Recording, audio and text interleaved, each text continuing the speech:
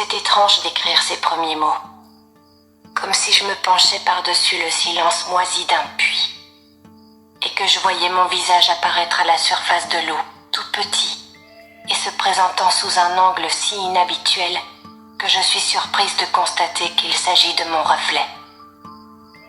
Après tout ce temps, un stylo a quelque chose de raide et d'encombrant dans ma main. Et je dois avouer que ce cahier, avec ses pages blanches pareilles à une immense étendue vierge, m'apparaît presque plus comme une menace que comme un cadeau. Car que pourrais-je y relater dont le souvenir ne sera pas douloureux? Tu pourrais écrire sur maintenant, a dit Eva, sur l'époque actuelle. Dans un futur proche, deux sœurs, Neil et Eva, âgées de 17 et 18 ans, doivent apprendre à survivre seules dans leur maison familiale, qui est située au cœur d'une forêt de séquoias à l'écart de toute ville, alors que la société technologiquement dépendante s'effondre et que leurs deux parents meurent successivement.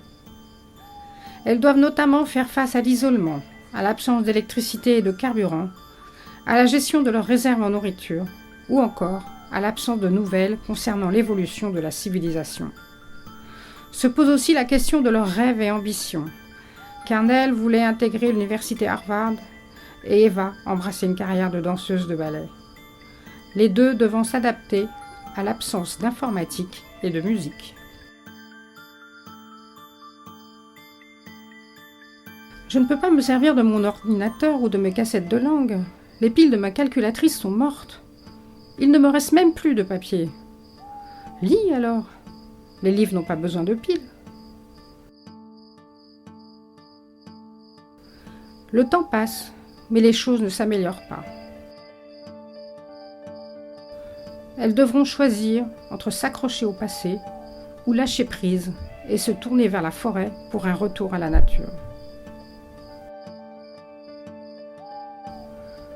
Parfois, la forêt donnait l'impression de mener sa vie dans son coin.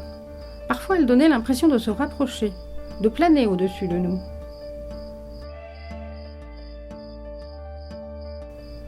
Jean Egeland, dans son roman « Dans la forêt », nous questionne sur notre rapport à la nature et nous invite à repenser notre manière de consommer en étant plus respectueux de la nature.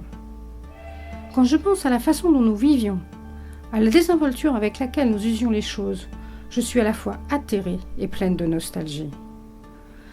Neil étudie dans l'espoir d'intégrer Harvard et Eva, elle, s'enferme toute la journée pour danser. Et la forêt et ce qu'elle a à offrir est peut-être leur unique salut. Magnifiquement écrit, le style de l'auteur et la force indéniable de ce roman, nous plongeons dans les pensées de Neil dans son intimité la plus complète.